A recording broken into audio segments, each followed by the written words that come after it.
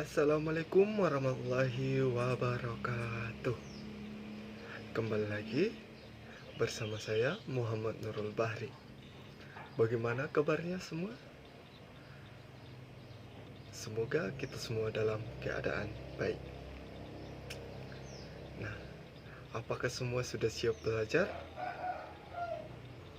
Kalau sudah siap, silahkan naikkan buku dan pulpen kalian masing-masing.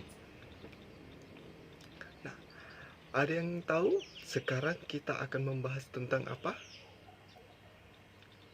Ya, betul sekali Intan. Pada kali ini kita akan membahas tentang unsur-unsur dari buku fiksi dan buku non-fiksi. Nah, saya mau bertanya dulu. Ada yang masih ingat apa itu buku fiksi dan apa itu buku non-fiksi? Nah, saya kasih contoh. Buku fiksi itu buku dongeng. Dan buku non-fiksi itu buku bahasa Indonesia. Nah, ada yang bisa menjelaskan buku fiksi dan buku non-fiksi? Bagaimana Iksan? Bisa menjelaskan? Nah, betul. Ada yang bisa menjelaskannya lagi apa itu buku fiksi dan buku non-fiksi? Ya, Rudi bagaimana? Yap, betul sekali. Nah, baik, saya jelaskan. Buku fiksi adalah buku yang menceritakan kejadian tidak nyata dan atau tidak benar-benar terjadi. Bisa dibilang, buku fiksi ini berisi tentang hayalan penulisnya. Contohnya saja, cerita Kancil yang Bijak. Itu adalah buku fiksi. Ya, kalau buku non fiksi adalah buku yang ditulis berdasarkan fakta atau data. Dan isi dari buku non fiksi harus benar-benar bisa dipertanggungjawabkan oleh penulisnya. Dan isinya pun harus informatif. Sampai di sini ada pertanyaan?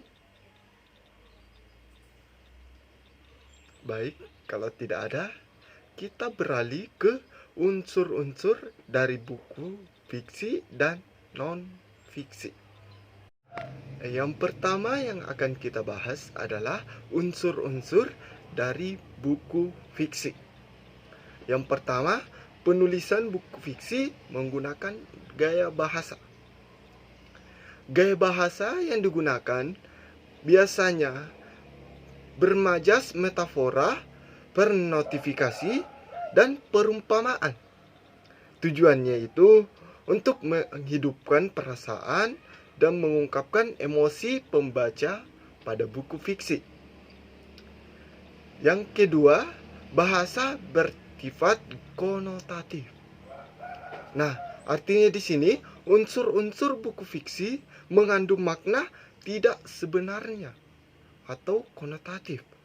Hal ini menyebabkan pesan yang disampaikan penulis tidak sampai secara langsung atau tidak tersematkan dalam tulisannya. Yang ketiga, berdasarkan imajinasi atau hayalan penulis. Buku fiksi berisi penggambaran kehidupan berdasarkan imajinasi penulisnya. Dan kemampuan imajinasi penulis akan meningkat seiring berkembangnya kemampuan seseorang dalam berbicara dan berbahasa. Sampai di sini, apakah ada pertanyaan? Nah, baik, kalau tidak ada, kita lanjut ke unsur yang kedua, yaitu unsur-unsur buku non-fiksi. Yang pertama, yaitu sampul buku. Nah, pada bagian sampul buku non-fiksi, biasanya itu memuat judul buku, penulis, nama penerbit.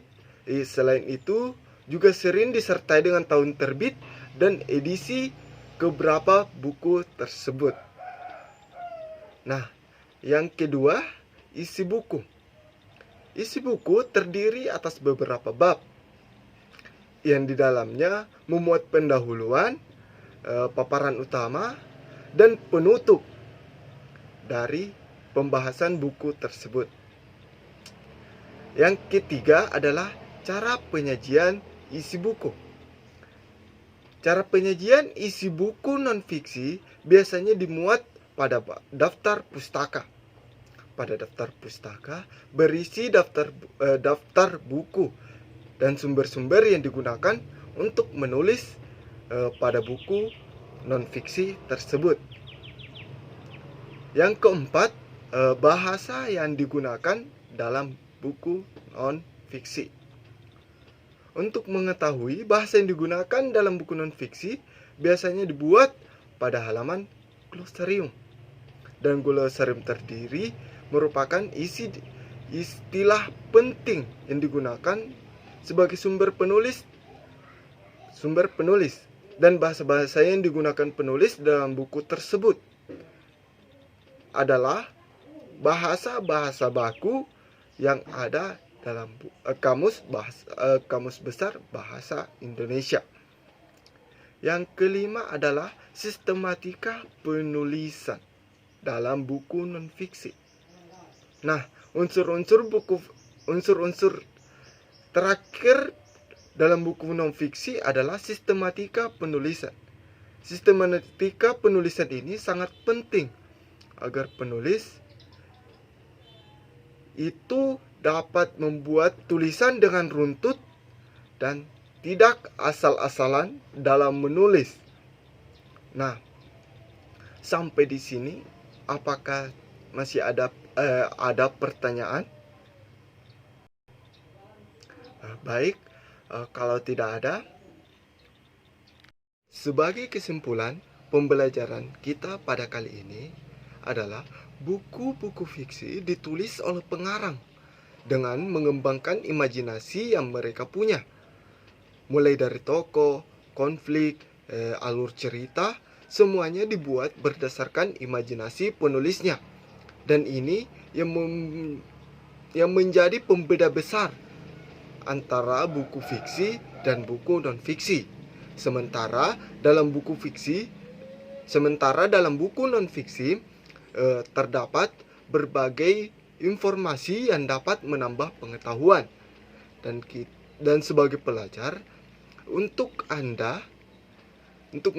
mendapatkan hiburan, Anda membaca buku fiksi, dan untuk menambah pengetahuan Anda membaca buku non-fiksi.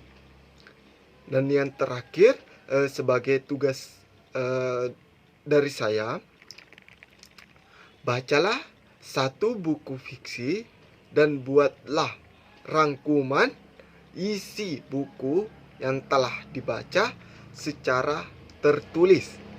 Nah, mungkin sekian pertemuan kita kali ini. Semoga ilmu yang kita dapatkan hari ini bisa bermanfaat untuk kita semua. Dan saya akhiri, wabillahi taufiq wal hidayah. Wassalamualaikum warahmatullahi wabarakatuh.